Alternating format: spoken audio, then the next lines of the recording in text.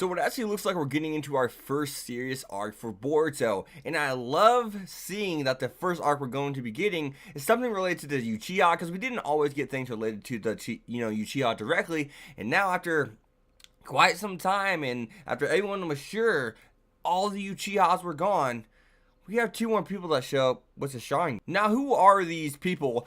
I have no idea. And we know, Shikamaru says something about they could be survivors or ... which they don't finish that. So we know they're directly, connected to Itachi. And I like when things are connected to Itachi. I think it's going to be interesting about, who they are. I mean, I guess they're not survivors. I think we can really just kind of take that away from the dialogue. They're not just straight up survivors. Because once again, Shikamaru says they're survivors or ... So, or what? And I'm really interested to see how they're connected to Itachi. That's something that has me just like kind of dumbfounded. You know what I mean? Does Itachi know them? Did he know they had the Sharingan?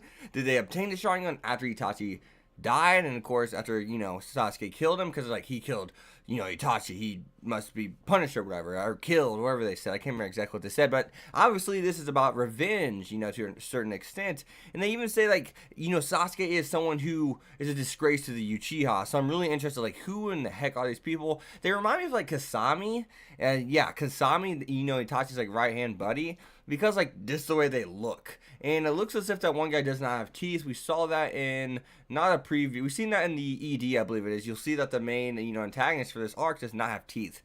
So, I don't know who they are. But I do, gotta applaud Studio Period, because they've made us ask a question and not made it obvious. So this is gonna be something, maybe it's like a, kind of like, oh my god, we knew who they were all along, but they have changed a little bit. But I gotta hop right into the Boruto and Sarada scene. So we know Boruto is someone who rejects his father. Like, did he want that affection? Sure. But he got to taste that affection. When Naruto was not Hokage, he was around the family all the time. And so he's gotten to experience that connection. And now that, Naruto's always busy, Boruto feels as if he is rejected. And that's what that scene between the, the lunch and handing it to Boruto, or Boruto handing it to Sarada. And that's why Sarada wanted to take it. Because Sarada is someone who doesn't know what a crappy parent is, because she has, her mom, but she's a good parent. She loves her daughter dearly, and she is around. She's not busy like Naruto is. She's not, on the Hokage level.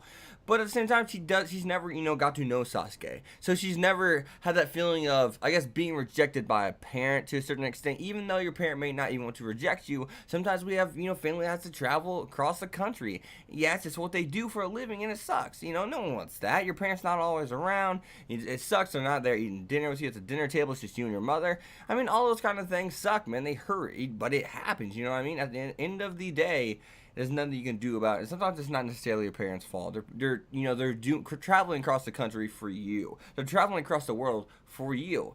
So I love this, kind of that character interaction between the two. It's really cool, and I love how Sarada's take us on it. But I think Sarada's kind of gonna get that rude awakening, and maybe that's how she's going to be connected to Boruto later on in the show. You know what I mean? Because once again, I said Boruto is someone who rejects his father now because his father, someone who showed him so much affection, was always around, and now he's not around, and now he kind of rejects them. And after Sarada has the rude awakening of Sasuke's kind of, well, a douchebag. Let's be honest, right?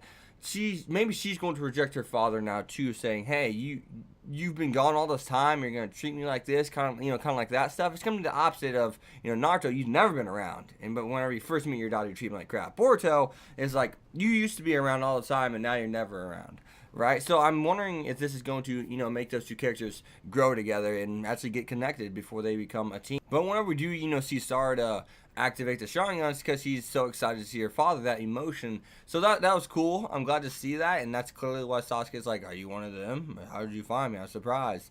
So, I mean, that's cool. I mean, it doesn't have to be by something negative in order to activate the Sharingan. That's kind of proof right there. Because we've always been kind of like told, yeah, something bad has to happen in order to activate the Sharingan. But something, not necessarily tragic activates it now. We know that. So at the same time, whenever, Sarada handed the lunchbox to Naruto after she found him, I love the scene of him going back and just like, holy crap, this reminds me of the time I was tied to the tree and Sasuke offered me his lunch during the bells, when we first became a team. And that's just so cool to see. That's so cool to see. Naruto's always going going to be tug out, going to be able to tug out of your heartstrings, especially if you're around my age. Because whenever Naruto was 8, we were like 8. Whenever Naruto was 12, we were 12. Whenever he was, just hit his teens, we hit our teens. We were always within like that 2-year age group of one another. Heck, whenever Naruto Shippuden started, what is he, 17, 18? That's what I was.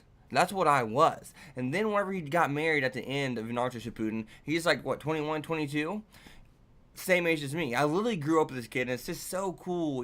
It's always going to be so emotional seeing those kind of scenes, and they're always going to be tug on my heartstrings, because I feel as if I went to school with this kid. I went to the Great Ninja War with this kid, because we were always, at that, like, same age. It truly feels as if I grew up with the character. And outside of that, we found out Cho-Cho is a masochist and has a dad complex, she has a mistaken dad complex. It's kind of complicated.